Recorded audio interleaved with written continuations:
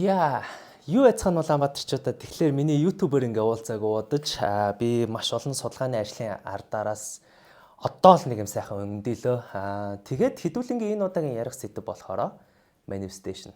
Сүүлд нэг YouTube-ээр хүүхнүүдийн өстө нэг гоё ярьж байгаа сэдв болоод байна тийм өөрөх нь нэг хар муур энергисээр тэгээ би ерөөсөө ингээд араас нь гүйдэг би өөртөө татдаг юм. Хөгжлөө концептээр айгүйх ярьж байгаа. За энэ тал дээр би та бүхэнтэй арай радикал төвшөнд яг manifestation гэж яг юу вэ гэдэг талаар хуваалцах шийдсэн. Яаж вэ гэвэл хамгийн эхэлж хэдүүлээ жоохон тарих яаж ажиллах, хүмүүс нэг нэгэ яаж дагуулдаг, ер нь бид нар яаж хүнтэй холбогддог гэдэг сэдвээр жоохон шинжлэх ухаанч байдлаар ингэ нэг ярина. Тэрний тулд би хиний ном дээр ажилласан байвал Yuval Noah Harari дээр. Би номыг Sapiens-ийн номыг анх гарч явах нугаас уншиж ирсэн, Монгол дээр орчуулагдсан тухай үед. Тэгээд энэ номон дээрээс нэг ойлголт ингээ гарч ирж байгаа. Collective consciousness. Энийг болохоор Карл Юнг айгүйх ингээ ярьдаг. Тэгэд энэ collective consciousness гэдэг ойлголтыг одоо монгол руу одоо нийтийн ухаансар ч юм уу нийтийн ухаан гэл нэг төхөөлөл наачи заа хэдүүлээ. Угаасаа тэр үгийн хэрэглээс үлдээ тэр гол утга одоо тэр ашиглаж байгаа зүйл нь чухал тий. Окей. Сайн мэцхан манайхан тэгэхээр та бүхэндээ өөрийнх нь шинэ үйлчлэгээ болон шинэ вебсайтаа танилцуулахад бэлэн боллоо. Та бүхний мэдж байгаачлан би бол tarot reader те. Амьдралынхан бас айгүй олон жилиг олон цагийг философи, нийгэм, сэтгэл зүйн чиглэлүүдээр уншаад судалгаа хийхэд ингээд нэг зарцуулсан. Тэгээд энэ платформ дээр та бүхэн сар болгон 50,000 төгрөгөөр төлчөөд юу авах вэ гэдгийг ингээд нэг танилцуулахад би нэг мини ридинг хийгээд байдаг 12 ордоор жижиг хуваагаад тэгээд тэрийг одоо жишээлбэл хайр, карьер эдгээр хэсгээр ингээд нэг задлаа 7 хоногт нэг удаа тухайн 12 ордонд нь тааруулж нэг energy check-ийг таротоор ингээд нэг гаргаж өгөх болно. Хоёрдугаар ингээд нэг үйлчлэх нь болохоор та бүхэн community хэсэг гэж гаргаж өгсөн байгаа. Энэ дээр та бүхэн өөртөө амьдрал болж байгаа сониг ачаа юу ойлгосон, юу сурсан гэдгийг ингээд нэг ready check хуваалцах боломжтой ч юм эсвэл нэгнээс ингээд асуулт асуугаа би бас ингээд admin болохоор та бүхэндээ бас ингээд нэг чиглүүлээд хөгжилтэй байдлаар харилцан хариунуудыг үүсгэж амьдралаа илүү тань мэдхэд ингээд нэг тус ингээд болж байгаа. Хойноос нь болохоор би одоо доктор Тарас Варт, доктор Гэбер Мэйт, доктор Андрю Хоберман болон доктор Раминыгийн юу сурчваа гэдэг хичээлүүдийг би бас ингээд оруулсан ба. Гэтэ энийг би илүү одоо хувь хүний энгийн амьдралд яаж ашиглаж болох вэ? Би яаж одоо өөрийнхөө inner child буюу хүүхдээ эдгэх вэ? Би яаж одоо manifestation гэдэг зүйлийг илүү шинжлэх ухааны төвшөнд бас илүү практик төвшөнд ашиглаж эхлэх вэ? Би яаж одоо өөрийнхөө гоё ингээд нэг хосыг олох вэ? Би яаж энэ токсик үерхлүүдээс гарах вэ гэдэг ч юм уу. Иймэрхүү ингээд нэг байдлаар нэгдсэн байдлаар би хичээлүүдийг ингээд бэлтгэсэн байгаа. Бичлэгүүд нь бэлэн болцсон. Тэгэд эдгээр ингээд за та бүхэн төсөөлж үзээрэй. Шампанзел очоод алим өгөх юм бол бананаар бартер хийж болно. Шампанзел очоод $100 үг заяа. Банан авах уу? Өдөрч салавч өгөхгүй. Тэнгүүтээ тэр номон дээр хэдүүлэнгийн хамгийн том ойлгох ёстой зүйл юу вэ гэвэл хүн төрлөخت манай Sapiens гэдэг энэ одоо бичин төрөл зүйл шүү дээ. Энэ бусад одоо 5 бичин төрөл зүйлийг яаж доминант хийж чадваа. Одоо бидний түүхийн хамгийн том буруу ойлголт гэдэг. Би яг 10 жилийн нэг амар сайн санаж байна. Нөө хомогт эрэгтүс гээл тэрнтэйгэл нэг хэдэн 100 жилийн эволюц зориулж дараа нь Неандертал болол Неандерталийн дараа Sapiens болсон гэдэг нэг юм эволюц шиг ярьсан байдаг. Үгүй байхгүй да. Энэ бүх бичин төрөл зүйлүүд нэг цаг үед амьдарч исэн шүү гэдгийг хэдүүлээ ойлгох хэрэгтэй. Би тэрийг анх сонсчод what гэж бодож исэн. Үнэн л дээ тийм. Дараа нь ингээд өөр гадаадын ингээд түүх мөхийн ингээд нэг судалгааны материалууд харьцуулаад үзсэн чи ялчгүй тийм л байсан. За тэгэхээр хүн гэдэг амтан ямар ч хууль дүрмгүйгээр 150 зогцож амьдрах боломжтой байдаг. Жишээлбэл бидний хамгийн их үздэг одоо үзчихсэн нэг зомбитой кинод байдаг да тий Walking Dead гэдэг ч юм уу. Эдгээр болохоор жишээлбэл анх ингээд нэг хууль мөл бүгд байхгүй болоо цагдаа хүчин бүгд байхгүй болоо тэгээд нэг хэдэн нэг рандом гарууд ингээд цуглаж байгаа л тэгэл нэг алдцаал тэгэл нэг хөдөлмөрийн хуваараа хийгээл нэг амьдарч болоод байгаа. Эний ч болохоор хэдүүлээ одоо тэр нэг manifestation дээр ярьдаг attraction гэж ярьчих заяа. За тэгээд тэр кинон дээр ингээд юу гэх өөр одоо нэг хүмүүс өөр бүлэг болоод амьдэрсэн байдаг. Тэрний лидер ямар байгаагаас шалтгаалаад тухайн одоо тэр бүлэг нь өөр одоо характер, өөр механизмтай болцсон байдаг. Энийг бас Fallout гэх тоглоом амар гоё тайлбарлсан байдаг буюу тэр данжнаар ингээд нэг тайлбарлсан байдаг. Мэдж байгаа нэг nerd gamer-ууд нугасаа сайн мэдж байгаа те. Аха. За тэгэхээр 151 болонгууд ягаад биднэрт хууль хэрэгтэй болдог? 151 болонгууд ягаад сүргүүд хоорондоо муудалцж эхэлдэг вэ? Энийг бид нар шимпанзегээс ингээ харж болно те. Горилланы сүрэг байна уу? Ямар нэгэн сүргүүдээс. Яаж вэ гэвэл бид нар ямар нэгэн комплекс систем буюу чи энийг хийх ёстой, энийг хийх ёстой, чи ингэрээ би ингэрээ нэг юм эрх үүргийн хуваарлтууд, хөдөлмөрийн хуваарлтуудыг хийхин тулд бид нар хүссэн үсээгүй нэгнтэйгээ хоб базж амьдардаг. Gossip. Ямар хоб базж амьдардаг вэ гэвэл альмаа нэрээ ингэсэн байлаа ш, бата нэрээ ингэсэн байлаа ш. Энүүгээр бид нар мэдээлэл ингээд нөө солилцож байгаа хэлбэр болж байгаа. Гэхдээ тэгвэл бодож үзье. Эмэгтэй хүн өдөрт 15-аас 20 мянган үг ашигладаг гэдэг нэг юм рандом байдаг юм байлээ. Эрэгтэй хүн болохоор өдөрт нэг 8 орчим мянган үг ашигладаг. За тэгвэл энийг за 20 мянга дээр нэмэх 8 мянга, за 10 мянга яач. За 30 мянган үг заа. За 30 мянгаыг 150 дээр үржүүлээд үз. Хэдэн үг вэ? Нэг өдөрт ч үзэхгүй. Чи тархич тэр олон үгнүүд, тэр олон мэдээллийг процесс чадах уу гэвэл 150 дотор бол чадна гэдэг psychology судалгаа байдаг. Окей, 150 хүн дотор. Тэгвэл 151 болчих юм бол тархич нь дийлхэ болоод одоо үл ойлголцлууд гарч ирдэг. За тэгээ хоорондоо алцаад эхэлтэй байж. За энэ ингээд бидний энэ cognitive ухаан, энэ conscious ухаан бидний энэ manifestation дээр ямар холбоотой вэ гэвэл бид нэр амьдрал ахуйдаараа үргэлж өөртөөгөө адилхан стресс левелтэй хүмүүстэйгээ матч болоод гэж явдаг нь бас үнэн. За одоо энэ дээрээс ингээд нөгөө бидний хувьд болохоор ингээд ойлголт гарч ирж байгаа тэр хараарыг номон дээр бид нар шашин шүтлэхээр нэг болж ингэж хоорондоо маш олон группийг үүсгэж тэгээ бусад ингээд спешисигээ ялах хамгийн том алхам болсон юм а гэдэг ойлголт байгаа байхгүй юу. За тэгвэл ингээд бодоод үзцгээе. Неандертал ингээд хүмүүс сапиенстэй адилхан гал ингээд нэг ашиглаж чаддаг байсан, жадтай байсан. Неандертал хүмүүс сапиенсээс илүү булчинтай, илүү том биетэй. Тэгээд неандертал хүмүүс бас оосоо юутай байсан шүү. Хэл яриатай байсан. Урлагтай байсан. Гэхдээ эдний зохиож чадаагүй зүйл нь болохоор collective consciousness буюу бөөндөө нэг зүйл итгэн үнэмших гэдэг зүйлийг тэд нар зохиож чадаагүй. Сапиенс үуч чадсан. Яаж вэ гэвэл хоёр талаас нь 300-300-тэй омог байлаа гэж бодъё. За тэгвэл нэг неандерталтай 150-ыг гусмаар байгаа. За тэгээ сапиенсчүүд нэг зүйл хийсэн байгаа нь түүх зохиож чадсан. Хүш энэ уулын ардчтай ч энд байгаа хүмүүсийг л ялчих юм бол бидрийг бурах ёстой ивэн гэж наацсан байгаа байхгүй юу. Тэгвэл нөгөө чи 150 нийлэнгүүтээ том групп болоод дайрч чадсан хамгийн том ололт болсон байдаг. За одоо тэгвэл энийг бид нэр яг одоогийн энэ орчин үеийн нийгэм бидний хувийн амьдрал за тэгээ нэмэх нь сүлд яригадаад тэр manifestation дээр бид нар буулгаж авч үзэж ойлгох хэрэгтэй болж байгаа. Яаж вэ гэвэл за бид нар юу хүсэж байгаагаараа биш хэн байгаагаараа амьдралаа бүтээдэг. За одоо тэгвэл manifestation ойлголт өгдөг. Тэ бид нар ингээл хүслээ шивэндэг те. Саран дээр стажик төрөвчөд аллноо те. Тэ эсвэл ингээл нэг зайны ханд маань зам дээр ирэх ёстой. Зэнэрлээ. Гэхдээ нэг зүйл буруу байгаа. Юу вэ гэвэл 95% болохоор subconscious буюу далд ухамсар. 5% нь болохоор conscious ухаан буюу шийдвэр. Эсвэл 5% өөрөө 95-тайгаа үзээд байгаа байхгүй юу? Яг ингээд бодоод үзье. Бид нэр одоо жишээлбэл австрал хүмүүс гэх юм бол яг австрал хүн шиг байдаг. Япон хүмүүс гэх юм бол яг япон хүмүүс шиг байдаг. Ханаас ч нэг япон нэг годамжаар явах юм бол за нэг япон байна, нэг доош харсан байна гэж анзаардаг та тий. Тэнгүүтээ ингээ Америк ингээ хүмүүс ингээ байх юм бол what's up нэг гээл тий. Мексикан хүмүүс байх юм бол ингэдэг шиг. Тэгвэл бид нэр хүний хажууд уусаад хүмүүсийн хажууд байснараа бид нэр тийм зан характер, тийм үйл явдал, тийм хөдөлгөөнтэй болд юм байна гэдгийг ойлгож болно гэсэн үг. За тэгвэл ойлгоцгоё. Бидний амьдралд яг одоо анзаарч үзье. Ажил дээр ерөөсөө ингэ болж өгдөгөө. Уул нь бол айгүй ингэ vision board дээр шааж гисэн байна тий. За стажик ингээл нэг за стаж дараа жил ихэд тийм болно да. Тийм ингээ аялал явна да. Тий. За хосын харилцаач факт болцоо. За нэг тийм болно да ингэ. За найзуудтай харилцаач. Ерөөсөө болж өгдөгөө. Ягаад вэ? Бидний тэр 95% буюу коллектив ухаанаар бид нэр хажууд байгаа хүндээ уусцсан байгаа байхгүй юу? Тэгэхээр бид нэр амьдралаа сайжруулах ямар нэгэн зүйлийг manifestation хийгээд шинэ үр дүнд хүрье гэж бодож ивэл юу хүсэж байгаадаа биш харин би тэр хүсэж байгаа хүн шиг өөрөө тэр хүн байна уу гэдэг ойлголтыг авч үзэх нь хамгийн чухал асуулт болчихж байгаа.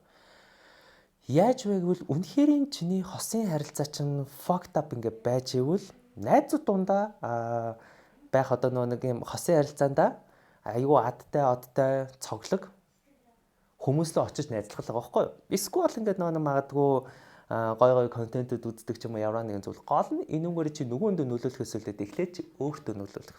Өөрийгөө тийм хүн болгох.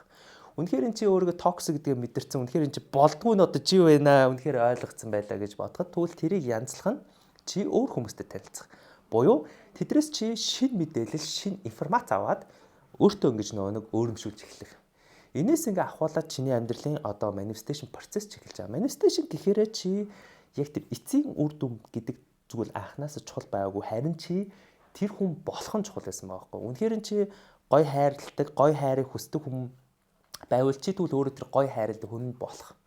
Тэрний тулд яах юм? Уншин үсттэй, судлан үсттэй. Хүмүүстэй ярилцсан үсттэй. Ухаж түүхэн үсттэй. Чи амар гоё ажил карьераа жигдлээ ингээ тгий гэж бодж ивэл магадгүй тэгэл одоо бизнесийн ном уушдаг бах та. Тэ эсвэл ингээд илүү ингээд нэг бизнестэй ингээд амжилттай ажил дээр амжилттай байгаа найзуудтай бол тэр чамд угаасаа бизнесийн нууцсан юм уу ажлын амжилт гэдэг нь түүч мэдэхгүй зөө өөртөө ч мэдэхгүй байж зүгээр автоматар тэрийг хийдэг хэвгүй 95% subconscious нь автоматар тэр үйлдэлүүдийг хэрэгтэй цагууд хэрэгтэй мөнгөний ингээд нэг гаргалгаа гаргадаг хэрэгтэй цагууд хэрэгтэй шийдвэрээ гаргадаг л болцсон байдаг зүгээр тэрийг чи зүгээр subconscious буюу даалда ухамсартаа зүгээр шингээг авчдаг байхгүй.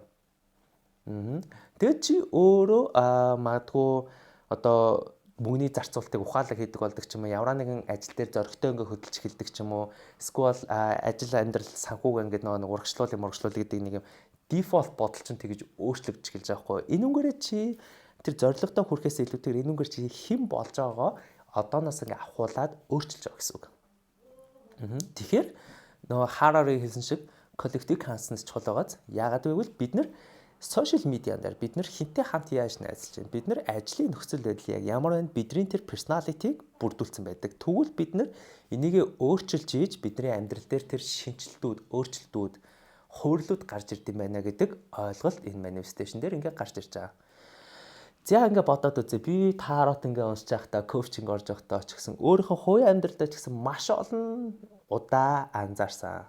Юу вэ гэвэл ямар нэгэн өөрчлөлтийг хийж эхэлсэн цагаас ахуулаад чиний амьдралын хамгийн тухгүй момент гарч эхэлдэг. Яад гэвэл ойлголт юм байгаа. Чиний nervous system хүн болгонд өөртөө гэсэн nervous system байгаа. Чи мэдэрнэ. Тэгээд чиний бие чинь санацсан байдаг. Чи хүнд үйл явдлыг тууллаа. Чиний бие чинь тэрийг санааж болгож санацсан байдаг. Чиний ухаан чинь биш. Чиний бие чинь nervous system баггүй юу? За. Тэнгүүтээ бид нар ярьдаг. Би ийм хүнд үйл явдлыг нараа ингэж гарч ирсэн. Би ингэсний дараа ийм ингэ сурсан. За окей, би чи ингэ сансан байж байгаа. За. Одоо би ингэ хурдагдчихлах юм байна. Эсвэл одоо би ингэж нэг залилуулчих юм байна. Одоо би энэ үнтэй ингэж болох юм байна. Одоо би энэ үнтэй ингэж болох юм байна гэдэг ийм мангар олон дефенс механизмтай болцсон байдаг. Надад ч гэсэн тэр нь байгаа. Окей. Энэ дээр nothing wrong with that. Окей. Юу ч буруу биш. Эсвэргээрээ бид нар за би хурдч болохгүй байх гэдэг юм нерв системтэй байлаа гэж бодъё. Тэнгүүтээ би чинь шүү дээ яг тэрний дагуу нэг кодлцсон байна да. Яагаад ч мэдгүй чамаа хуурхантай гүчжол найзалчдаг байхгүй. За би фейлд ч болохгүй мэй. Би ажил дээр өстө аалан тал нь ингэх хэвээр. Би ингэж болохгүй мэн. Би чинь сансан байгааз. Гэхдээ яагаад ч мэдгүй фейлдэх нөхцөл байдал дээр гүчжод унтж байгаа байхгүй. Тэгэхээр чиний хийгээд байгаа энэ сонголтууд чинь яг үндэ чиний сонголтууд биш ээ. Чиний бие чинь сандсан байгаа өнгөрсөнд болж исэн үйл явдал нөхцөл байдлын дагуу хийгдсэн сонголтууд автоматар одоо ингээд нэг өөрийг чинь удирдаад яваад байгаа гэсэн үг. Зя. Тэгэхээр бид нар ингээд нэг юу хүсэх те энэтрийг ингээд нэг төр хоош тавьчих. Priority-ны 2 дугаар хэсэг. Бид нар өөрсдөө хэн болох нь яагаад чухал вэ гэдэг нь бидний тэр автоматар хийдэг сонголтоор гарч ирж байгаа байхгүй юу? Энүүн дээр бас айгүй том дебет хэдэн жилийн өмнө явагдчихсэн. Яаж вэ гэвэл хиймэл оюухан.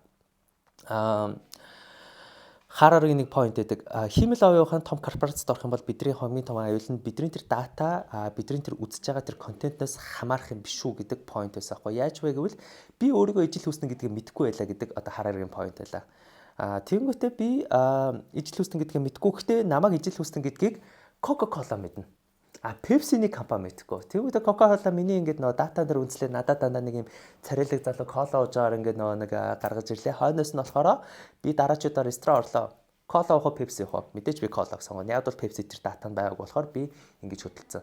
За одоо энэ дэр бидний амьдралын нөгөө нэг тэр manifestation чинь одоо жоохон эзэгтэй төвшөнд гарч ирж байгаа байхгүй. Яаж байвал бид нар одоо үнэхээр амьдралаа сайжруулах шинжилгээ гэж бодож ивэл бид нар үзэж байгаа контент хинтээ хамт яаж байгаа лээ. Би ер нь яг яаж бодож ийн, яаж мэдэрч ийн гэдгээ анзаарахгүй бол бидний амьдрал давтагдсан шугамар дандаа буруу сонголтуудыг автоматар хийсээр байх болно.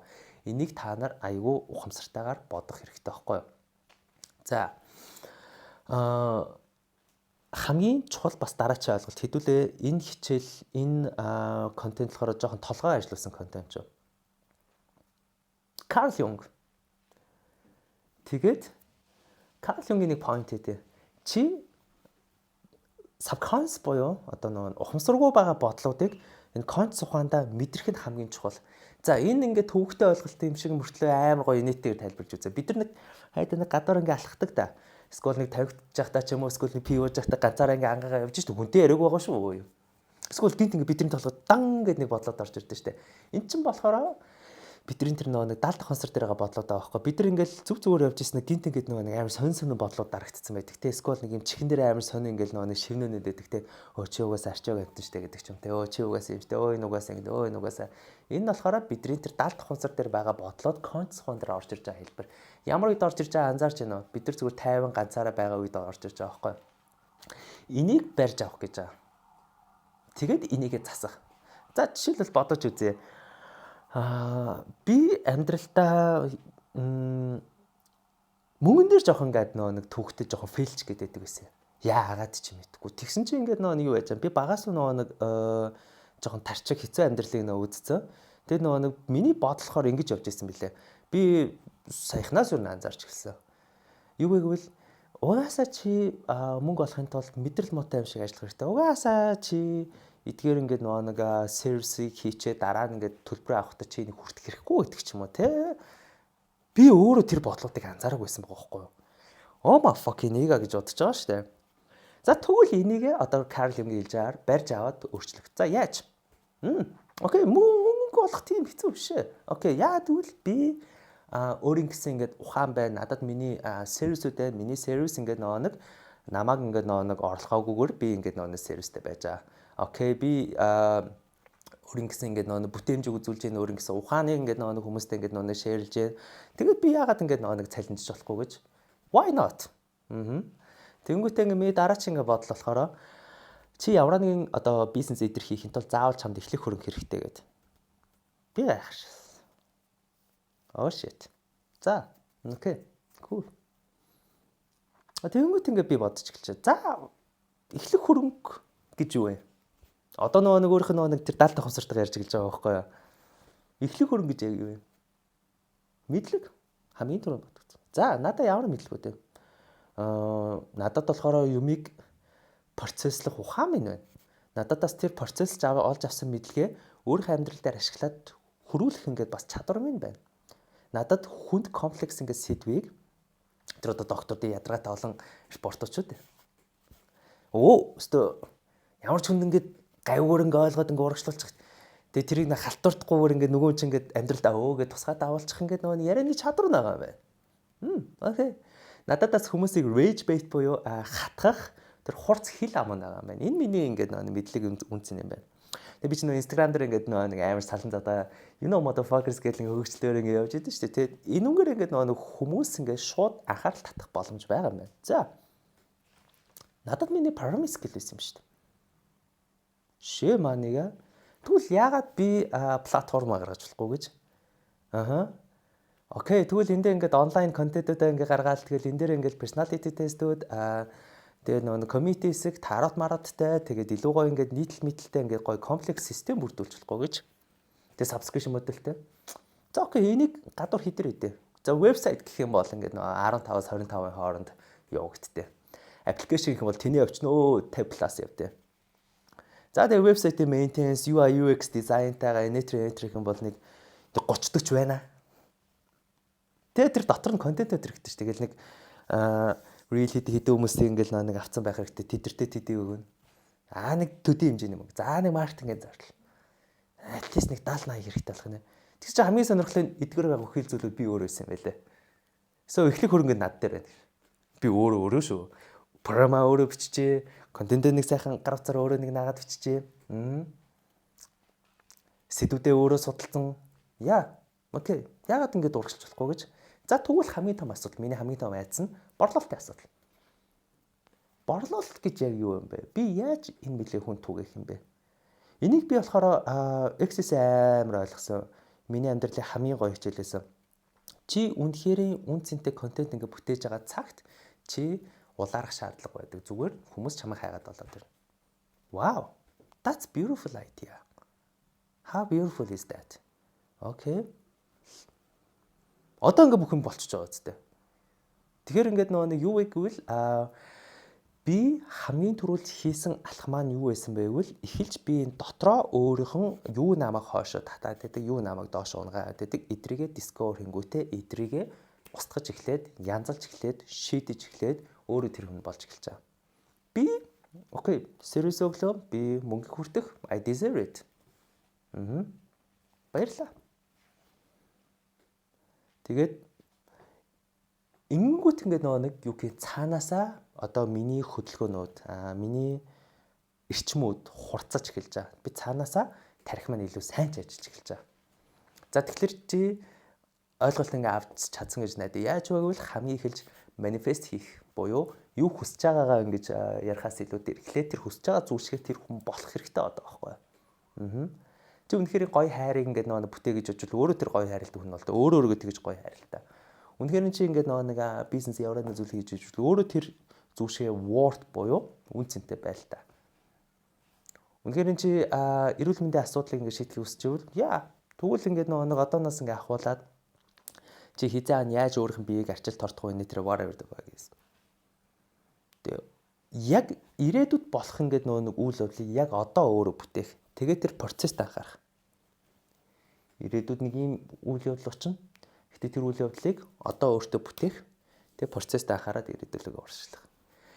Ийм байдлаар манифесташны одоо суур энийг би шинжилгээ ухаан талаас амьдралдаа яаж ашиглах талаас би жижигхэн байдлаар та бүхэнд ингээд нэг хүргэлээ.